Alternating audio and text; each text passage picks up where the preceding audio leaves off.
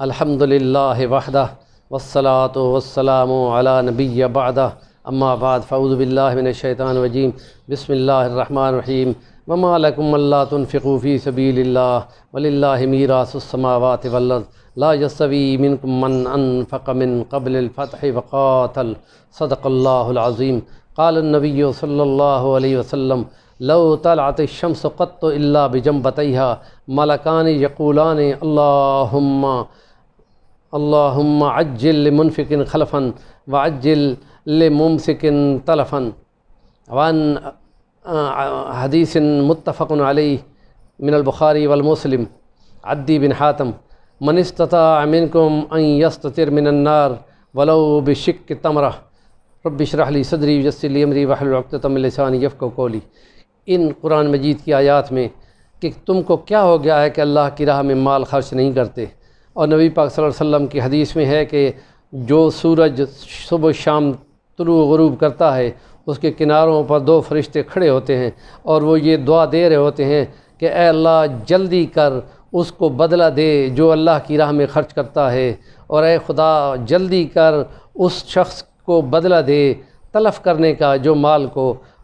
بخیل بن کر روکتا ہے۔ اور عدی بن حاتم کی متفق علیہ حدیث جو بیان کی ہے، جو بخاری اور مسلم دونوں میں ایک ہی راوی سے بیان ہو اس کو متفق علیہ حدیث کہتے ہیں، اور جو قرآن کے بعد اس کا درجہ ہوتا ہے۔ اس میں وہ فرماتے ہیں کہ تم میں سے جس کو جتنی طاقت ہو سکے جہنم سے چھپنے کی بچنے کی کوشش کرے، اور بے شک کہ کھجور کا ایک ٹکڑا ہی ہو۔ نبی پاک صلی اللہ علیہ وسلم نے 9 ہجری میں جس وقت جیش العسرت نکالا تبوک کے مقام پر جانے کے لیے کہ رومین للکارا تھا مسلمانوں کو کہ ہماری 4 لاکھ کی فوج ہے، ہم مدینہ کو روند دیں گے، نبی پاک نے فرمایا جلدی کرو، تیاری کرو اور چندہ لاؤ، پیسے لاؤ۔ حضرت ابوبکر صدیق تم کیا لائے ہو؟ یا رسول اللہ گھر میں نے کچھ بھی نہیں چھوڑا، بالکل جھاڑو دے کر تمام مال لے کے آ گیا ہوں، جمع کرا دیا ہے۔ حضرت عمر فاروق کہہ رہے تھے کہ آج میں بازی لے جاؤں گا، اور کہ میں آدھا چھوڑ آیا ہوں اور آدھا لے آیا ہوں، تمام گھر کا مال املاک تقسیم کر کے آدھا چھوڑ دیا۔ تو اس وقت انہوں نے کہا کہ ابوبکر صدیق کی شان کو کوئی بھی نہیں پہنچ سکتا۔ اور ایک صحابی جو روزانہ کی دہاڑی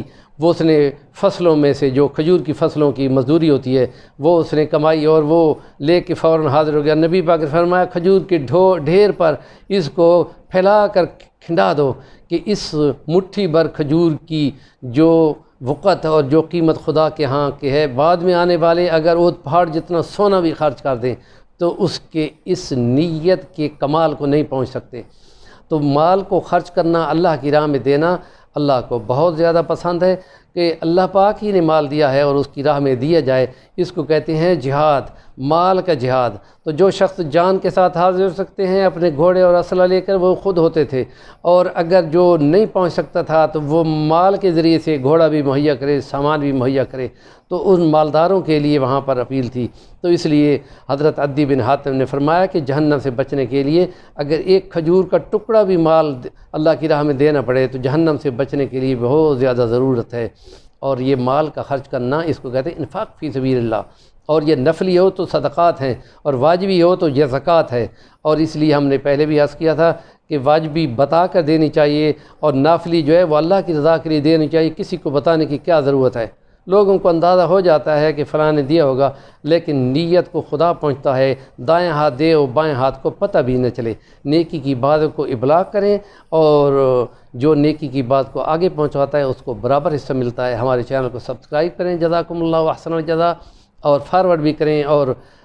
کمنٹ کریں، اگر لائک کریں تو اور بہتر ہے۔ جزاکم اللہ۔